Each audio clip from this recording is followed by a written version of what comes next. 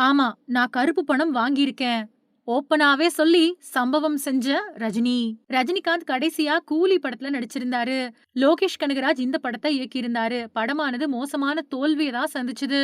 அதுக்கப்புறமா நெல்சன் திலீப் குமார் இயக்கத்துல ஜெயிலர் 2 படத்துல நடிச்சுக்கிட்டு இருக்காரு. இந்த நிலையில அவர் பேசின வீடியோ ஒண்ணு சமூக வலைதளங்கள்ல எல்லாரோட கவனத்தையும் ஈர்த்துக்கிட்டு இருக்கு. சூப்பர் ஸ்டார் அப்படின்னு ரசிகர்களால தல மேல தூக்கி வச்சு கொண்டாடப்படக்கூடிய நடிகர் ரஜினிகாந்த். தன்னோட ஆரம்ப காலத்துல கமலஹாசன் கூட இணைஞ்சு தொடர்ந்து நடிச்சு பின்னாடி தனக்குன்னு தனி பாதையில பயணிக்க ஆரம்பிச்சாரு. அந்த பாதையில அவருக்கு ஏகப்பட்ட கஷ்டங்களும் வந்துச்சு. இருந்தாலும் அதையெல்லாம் அசால்ட்டா கடந்த அவரு சூப்பர் ஸ்டார் அப்படிங்கிற நாட்காலியில கடந்த பல வருஷமாவே அமர்ந்திருக்காரு. ரஜினிக்கு வயசு 70க்கும் மேல ஆகுது. இந்த வயசுலயும் அவரு ஓயாம உழைக்கிறத பார்த்து எல்லாருமே ஆச்சரியப்படுறாங்க. கடைசியா அவரு இளம் இயக்குனரான லோகேஷ் கனகராஜ் இயக்கத்துல கூலி படத்துல நடிச்சிருந்தாரு. ஆனா அந்த படம் தோல்விய தான் சந்திச்சது. தோல்விய சந்திச்சது மட்டும் இல்லாம ரசிகர்களோட எதிர்பார்ப்பையும் படம் சுத்தமா பூர்த்தி செய்யவே இல்ல.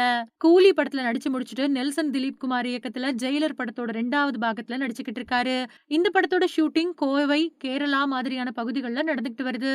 ரஜினிகாந்த் ரொம்பவே ஆர்வத்தோட இந்த படத்தோட ஷூட்டிங்ல கலந்துகிட்டு இருக்காரு. இந்த படத்தோட பிரேக் டைம்ல இமயமலைக்கும் போயிட்டு வந்திருக்காரு. ரஜினிய பொறுத்தவரைக்கும் தன்னோட மனசுல பட்டத யாருக்கும் பயப்படாம பேசிறக்கூடிய பழக்கத்த வச்சுக்கிட்டு இருக்காரு. அதன் காரணமாவே அவரு பல பிரச்சனைகளையும், விமர்சனங்களையும், சர்ச்சைகளையும் சந்திச்சிருக்காரு.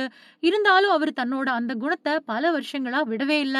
அவருக்கு அதன் காரணமா ஜெயலலிதா கூட எல்லாம் கடுமையான மோதல்கள் நிலவுனது கடந்த கால வரலாறு.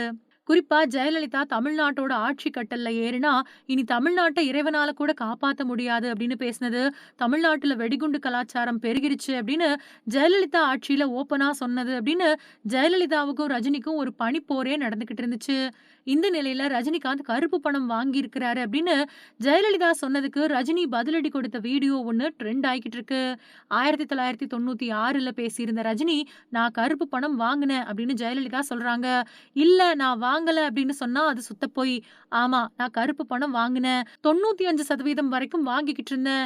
அப்போதைக்கு அவ்வளவுதான் புத்தி இருந்துச்சு. அதுக்கு பின்னாடி படிப்படியா கருப்பு பணம் வாங்குறத குறைச்சுக்கிட்டேன். என் மேல எந்த கேஸும் இல்ல. இப்ப கூட அதிக வரி செலுத்தக்கூடிய நடிகர்கள்ல நான் தான் முதலிடம். இவ்வளவு நடந்த பின்னாடியும் மாறாத ஜெயலலிதா இனி எப்பவுமே மாறமாட்டாங்க" அப்படின்னு சொன்னாரு. இந்த வீடியோவ பார்த்த ரசிகர்கள், "இவ்ளோ ஓப்பனா பேசியிருக்காரே தலைவர்" அப்படின்னு சொல்லிட்டு வராங்க.